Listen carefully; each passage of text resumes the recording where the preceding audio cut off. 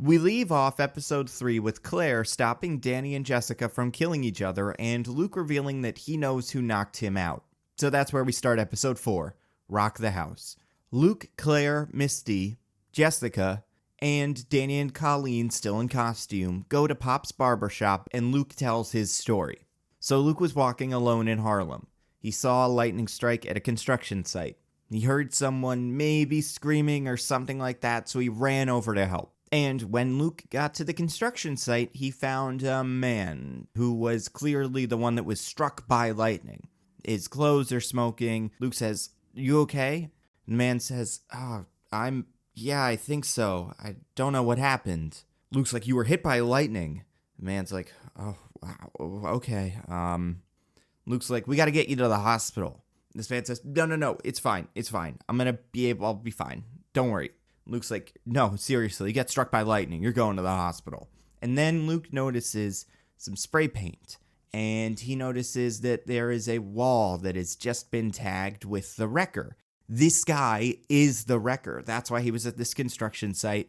That's why he doesn't want to go to the hospital. He doesn't want his identity exposed. But still, Luke feels like he has to help this guy.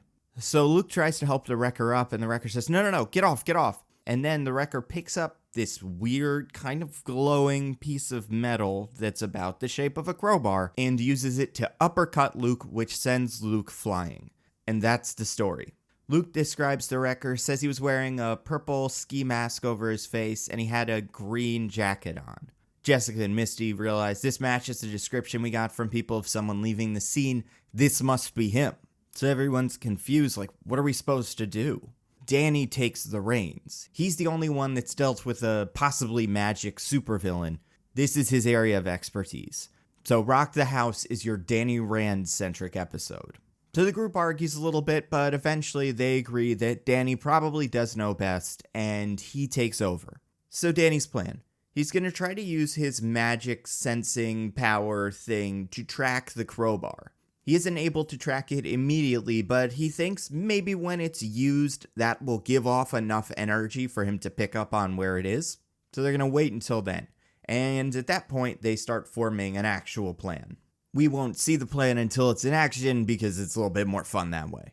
But now that we know what's going on, Claire calls Matt. But Matt refuses to help again because he doesn't want to work with the team. And Colleen and Danny talk. Colleen asks Danny if he really knows what he's doing. And Danny says, yeah. He may have failed at being Danny Rand earlier, but this is who he is. This is what he's good at doing. Being the Iron Fist. And then Danny gets a feeling. He picks up on that magical energy from before. The wrecker must be using the crowbar now. So Danny concentrates and he's able to track the wrecker to a warehouse in Queens. The gang gets ready and they leave. Claire calls Matt. She explains what's going on. She tells him, hey, we've assembled a group of people. We figured out where this guy is. It's actually the wrecker, and he has some sort of magic crowbar, and that's what they're calling it from now on, a crowbar. It's not actually a crowbar, but it does kind of look like one. You should come with them to help them stop this guy. We're going to this warehouse. These guys could probably use your help. Matt refuses. He works alone. Claire says, if you change your mind, here's where to find us. So then the gang travels to the warehouse. They can take the subway. This is where they'll talk a little bit. Colleen and Misty will have their first conversation. They apologize for hurting one another. Both compliment each other on how well they fought. You can see a friendship starting to form.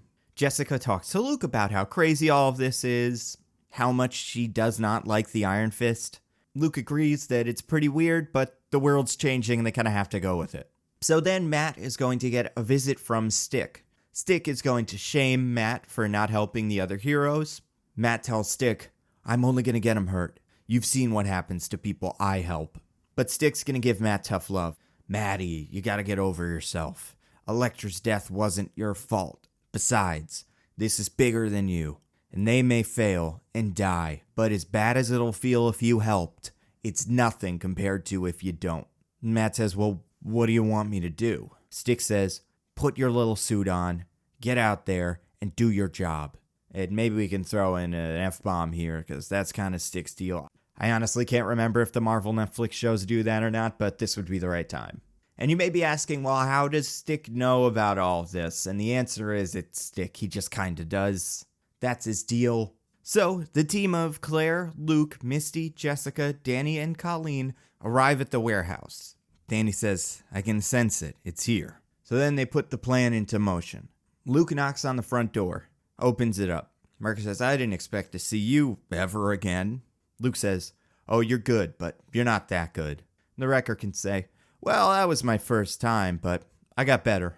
Luke says, oh, we'll see, but I don't think you're going to do much good without your fancy crowbar. The wrecker walks over to a table, uncovers the crowbar, picks it up.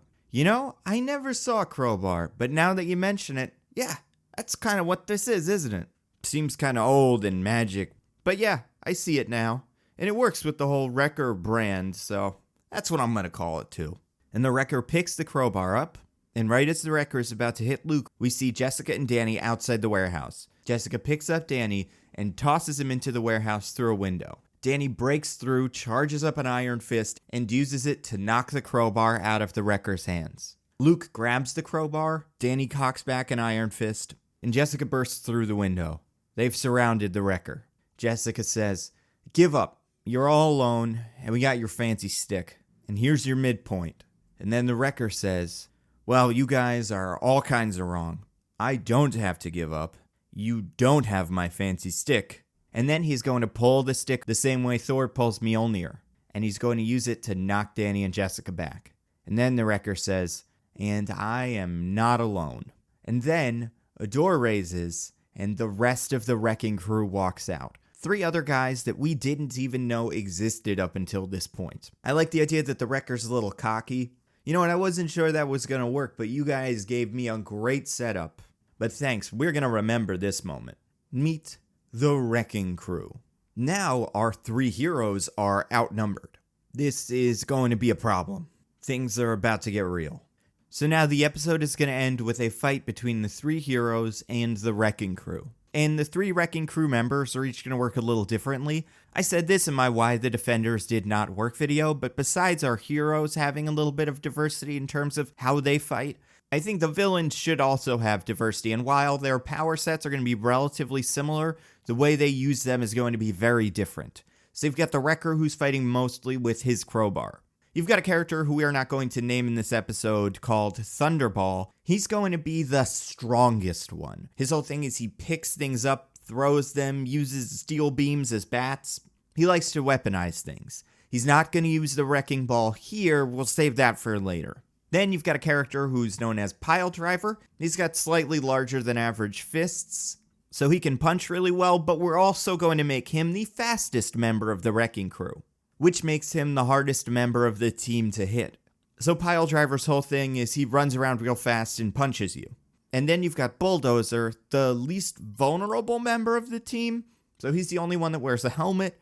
He moves pretty slow, but kind of like the Juggernaut from the X-Men comics and movies. Once he starts moving, it's really difficult to stop him, and a lot of what he does is try to charge into characters. So our heroes are going to have a short-handed fight against our villains. Pile Driver is going to go up against Luke, because Luke is strong, but these guys can still do damage against Luke, and Luke is the slowest of the 3 heroes, so Pile Driver is able to get a lot of shots in, and this will really mess up Luke. Thunderball is going to take on Jessica mostly by throwing things at her and hitting her with different things in the warehouse. And Iron Fist is more skilled. He has a lot of martial arts techniques, so he is able to deal with the Wrecker, but every time he seems like he's getting an upper hand, Bulldozer comes through, knocks him around, and that gives Wrecker enough time to recover. So our heroes are going to get beat. And Colleen and Misty and Claire will come in, which will only make things more difficult, because all the heroes immediately say, no, get back. These guys are really dangerous. So our heroes are going to have a hard time focusing while they are already getting beat up. And then, when all seems lost and the wrecking crew is ready to kill the heroes, the lights in the warehouse go out. The wrecking crew is confused, like, what's this? And then Matt, as Daredevil, comes in and knocks them all around. This is how Matt is going to win this fight. He uses his enhanced senses and world on fire vision, And he isn't able to knock out any members of the Wrecking Crew because Matt doesn't have superhuman strength or anything like that, but he is able to trick them into punching each other, and that gives our heroes enough time to retreat. Now, I don't think I made this super clear in any previous episodes, but I do want to keep things roughly the same in terms of where this defender starts and ends, and where the other defender starts and ends. Like, I don't want any big changes to the status quo of the Marvel Netflix series, so that you can watch these videos and then go home and watch the rest of the shows as if this was the actual version of Defenders you saw. And that means we might have to kill Stick. Now, I don't think we necessarily need to, because in my ideal version of this story, we're saving Shadowland for Defenders 2, and that's probably the best place to kill Stick. But if you really have to, Matt and Stick can be fighting in this warehouse together. Stick can say, Matty, you gotta get these guys out of here, live to fight another day. I'll deal with these guys. And then the members of the Wrecking Crew can kill Stick while the rest of the heroes are escaping. And whether Stick dies or not, the heroes escaping would be the end of episode 4 and the midpoint of the series. So we have a Wrecking Crew now, a full team of 4 villains working together, but we have also assembled the Defenders. And we know a little bit more about the Wrecker, but we don't know his real identity, and we know next to nothing about the Wrecking Crew themselves. So our heroes are going to start working together to figure that out in episode 5 of the Defenders Rewrite.